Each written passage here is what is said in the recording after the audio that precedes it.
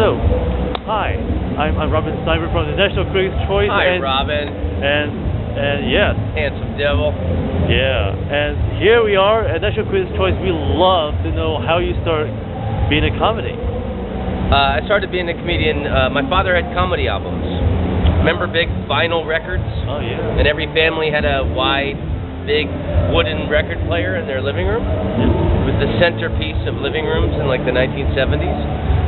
My father had Bill Cosby. My father loved Richard Pryor and Bob Newhart. And so I grew up listening to these comedy records. And I didn't understand a lot of the dirty jokes, but the sound of the laughter I thought was really magical. And my father took me to see a comedy show. I grew up in Florida, but I'm originally from Washington, D.C. My father took me to see a comedy show when I was 12.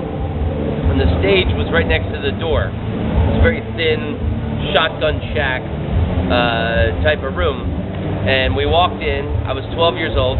I had a Washington Redskins jacket on. That's the football team of Washington, D.C. And the comedian on stage pulled me on stage, and he interviewed me. We just walked in the door. I was 12. And he pulled me on stage, and he interviewed me like I was the coach of the Redskins. And I was 12, and I only gave bashful, dopey, one-word answers, yes and no.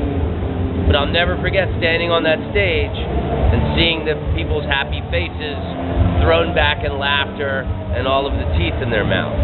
So that moment changed my life. From when I was 12 onward, I started, I would study comedians, and I started doing things at school. When I was in high school, I did the talent shows and the pep rallies. I did the morning and afternoon announcements. So from the time I was 12 onward, I wanted to be a comedian. So who will be your a mentor in your life in this trade of comedian? I've had many mentors, and they keep changing. To be good at anything, you have to study the masters. To be a journalist, you have to study the masters. And I mean, if you're a transmission repairman, you have to study the man. Like to be a dentist or a doctor, it really takes 10 years before you really get good at it, where you can call yourself a professional. So I studied Richard Pryor, Bill Hicks, Eddie Izzard, so many comedians. Even now, Dave Chappelle, Steve Hughes. You never stop studying. I mean, even if you're a journalist, you got to be impressed by certain people's work, and you got to keep striving to be better. You can never go, I've got it, I understand it, I don't need to learn anymore. So and I think like Miles Davis, the beauty of Miles Davis was he had like 12 different styles.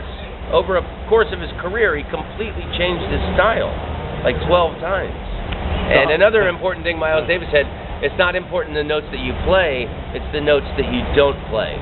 That's my favorite Miles Davis quote. And so how many styles have you changed so far? I think I've been through about 4 or 5 styles. Yeah, because when I was young, I had really long hair, and I was really skinny, and I had a lot of attitude, and I was very good looking. And so that got me very far. I was on a lot of American television. And then, things happen. You go through life. You experience tragedies. People you love die. Things happen. You get married. Things happen, and I'm still edgy, and I'm still a fire-breathing dragon, but my style has changed probably 4 or 5 times. Great. And what's next for you? Now you're in Asia, in Singapore, and at this beer festival, 2011. So, what next? Are you going to write a book or come out a comedy? I've been working on a book for a while, and the Huffington Post has just asked me to be their travel writer. So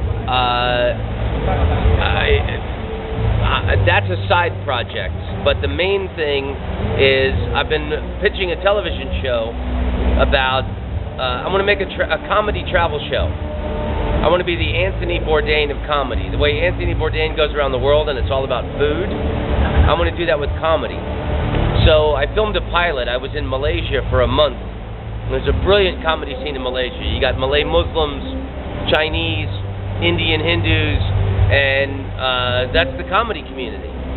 So I filmed a half-hour pilot on Malaysia, and right now I'm talking with BBC America and the IFC channel about doing 6 or 12 episodes for next year. And my Malaysia episode came out perfectly. Very nice. So I'm trying to do a little something on Singapore right now. And I filmed in Ireland, and I was in Australia for the last month. So I think it's a brilliant idea, and I think ideas and human perception can be changed through comedy. And my favorite thing about comedy, it doesn't matter if you're Asian or gay or black or rich or poor. It only matters if you're funny. And I travel around the world doing shows around the world, and there's a real brotherhood of comedians, and it doesn't matter where you're from, what your economic background is. All that matters is if you're funny, and people who are really funny, I think there's a real bond, and I want to make a comedy travel show going around the world checking out different comedy scenes. There's a comedy scene in Tel Aviv. That's my dream episode, where you have Jewish comedians and Palestinian comedians on the same stage. And they must be friends because they're in the same. Because only comedians can understand what it's like to go through the long process to get good at being a comedian. So there's a certain respect that you have for comedians that other people wouldn't understand. Great. Well, till then, we'll see you more often and very likely in many more months, many good months with the National Critics' Choice. And there you go, folks. Please tell us where they can find you on the website. TomRhodes.net. TomRhodes.net. And it's Rhodes, RHODES.net. I have a YouTube channel called King of Ha Ha. And, yeah. All right. The Tom Rhodes fan page on Facebook. Can I say this? Yeah. Can I tell you a little story? Yeah. Do we have time? Yeah. Please go to the Tom Rhodes fan page on Facebook and like it. I'm from a little town in Florida called Oviedo, and it's a little citrus farming town, and we have these little chickens that walk around in the downtown area, and it's what my little town is famous for, and they're called the Oviedo chickens. And they have a Facebook fan page, and 9,000 people like it. I have a fan page, and 1,000 people like it. So all I'm asking you, I'll never ask you to buy anything from me. I'll never ask anything else from you ever again. Just if you could please help me feed those chickens. All right. Tom Rhodes fan page. That's right, folks. And remember, the National Critics' Choice has it all.